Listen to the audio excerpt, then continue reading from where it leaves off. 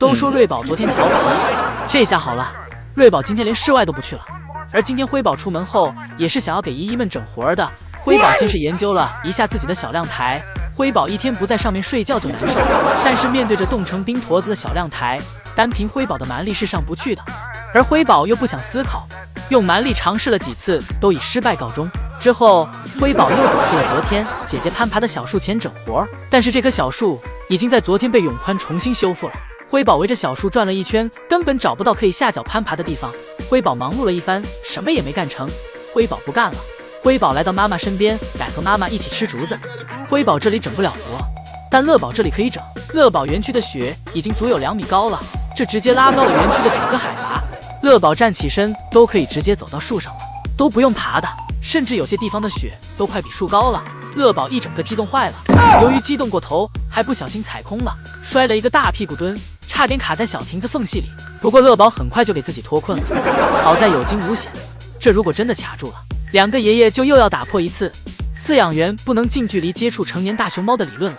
辉宝总是这般人小鬼大的，人不大脾气不小，因为兽医给自己打了针，辉宝就记仇了。等兽医再次进来时，辉宝一个突然袭击就咬住了兽医。辉宝被拉开后，还一脸不爽的对着兽医的腿补了一巴掌。辉宝示意兽医以后上班路上小心点。这时一旁却传来了嘲笑声，原来是辉宝咬错人了。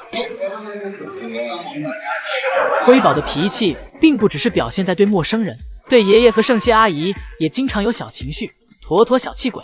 这天圣希阿姨在给辉宝后背按摩，谁知只是圣希阿姨多摸了辉宝的头一下，辉宝立马变身超雄状态抵抗圣希阿姨，但是力气的差距让圣希阿姨一下就按住了辉宝，只不过是按在了脸上，辉宝的脸部太松弛了，一下被按成了松狮的模样。不过这个样子怎么有点似曾相识呢？跟他福宝姐姐当年简直不分伯仲。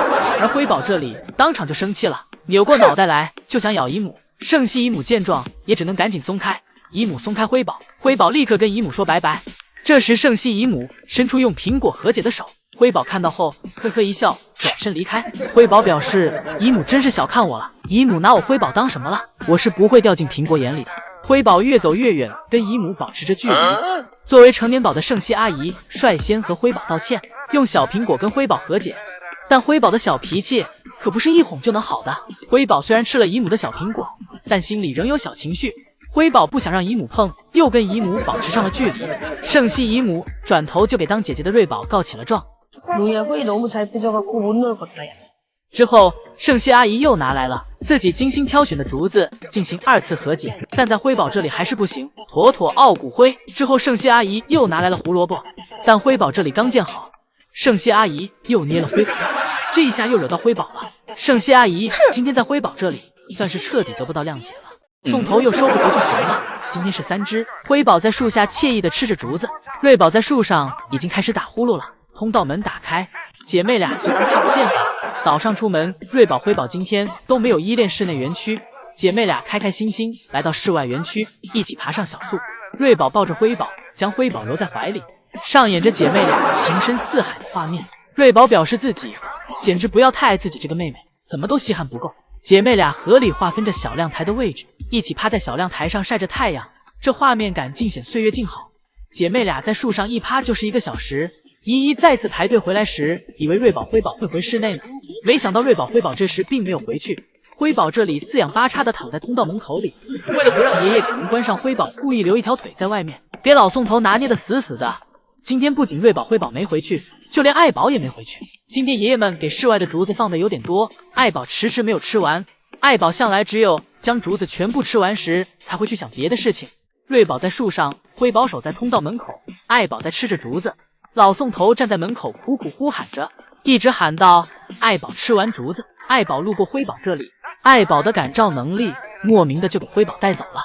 爱宝走到通道门口时，发现了刚才辉宝在门口留的标记，还停下来仔细闻了一下。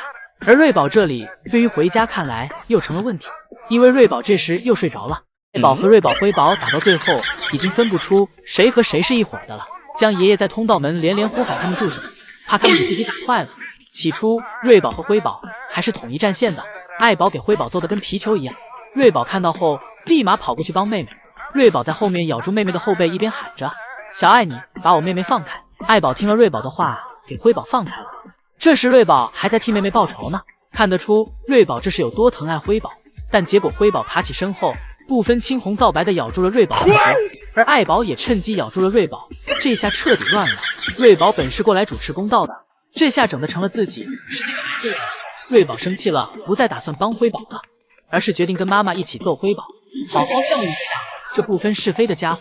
瑞宝给辉宝边走边揍，导致瑞宝都从坡上摔下去了。瑞宝眼瞅自己也算报仇了，起身起来让妈妈自己揍辉宝。瑞宝爬上了小亮台，防止俩人会误伤到自己。辉宝纯就是来捣乱的，不管是谁都要惹一下，最后惹得谁都想揍他。一会儿瑞宝眼瞅辉宝要上来，自己就下去了，而爱宝这里拉住了偷跑的辉宝，辉宝被卡在了树缝里。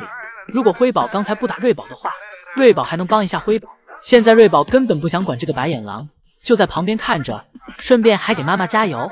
最后爱宝直接给辉宝揍到小床下面不出来了，够不到妈妈的胡萝卜被瑞宝急得团团转。这都怪宋三岁，宋三岁故意给瑞宝碗放出来了一会儿，这才让瑞宝错失妈妈的胡萝卜。瑞宝辉宝越来越机灵了，所以宋三岁必须也要学着长大。一会儿姐妹俩去到树上睡觉，来到园区放竹子。永宽让辉宝挪一下自己的玉足，自己给其插个竹子。而与此同时的瑞宝这里，以为爷爷是在偷偷给妹妹喂小零食，瑞宝主动凑了上来查看，防止爷爷真的偷偷给妹妹喂小零食。瑞宝这机灵模样，真是越来越有他福宝姐姐当年的风范了。福宝当年一句自己凭本事偷的，让瑞宝延续至今，天天跟妈妈和爷爷玩拉扯。爱宝发现后就跟瑞宝玩抢夺，而福宝的聪明在于，当妈妈来抢时，自己就会将小零食掰成两半，用来虚晃妈妈，让妈妈以为爷爷给的小零食只有这么多，而自己就可以偷偷藏起来，将另一半吃掉。这让爱宝以前一度怀疑奶爸对自己的爱，以及自己的家庭是不是破产了。直到有一次福宝被妈妈撞见作案过程之后，爱宝每次丢东西都会先去福宝那里找一找，找不到就揍福宝一顿，挨揍多了福宝也有心眼了，反正自己每次都挨揍，还不如直接抢。辉宝咱可以慢点吃，一口是吃不成胖子的。辉宝这是眼看自己的体重马上就要被妹妹追上了，辉宝今天拼命的吃竹子。最近瑞宝对着辉宝的体重是步步紧逼，这让辉宝感觉自己园区灰大王的地位有些不保了。趁着姐姐睡觉的功夫，自己要猛吃几口领先姐姐才行。辉宝这小心思都不藏了，全写脸上了。而且最近辉宝的反骨越加明显，看似最近一直动手的都是瑞宝，但是仔细去看会发现事情的开头都是因为辉宝故意挑事儿。原本瑞宝跟在妈妈后面走得好好的，辉宝这里却在后面咬了瑞宝一下，吓了瑞宝一跳。瑞宝临阵起手，直接对着辉宝就来了一巴掌。而毫不知情的瑞宝正在树上舔手手，而且睡得很香，甚至香得有点太不像话了。而爱宝此时正坐在小木床上吃竹子，不过下一秒爱宝就又不拘小节了，立马抬起屁股对着窗外正看入神的姨姨们铲起了青团。爱宝铲完青团后还挺爱干净的，爱宝离开小木床走去了没有青团的小亭子上。爱宝来到小亭子上后又吃了会儿竹子，然后在不知不觉中就睡着了。爱宝这一睡就睡过头了，还是宋爷爷拿小苹果过来给爱宝唤醒了。2块清甜可口的小苹果给爱宝从睡梦中拉了回来。吃完小苹果后的爱宝也意识到自己该下班回家了。爱宝迈着小碎步走下小亭子，乖乖走回了舍内。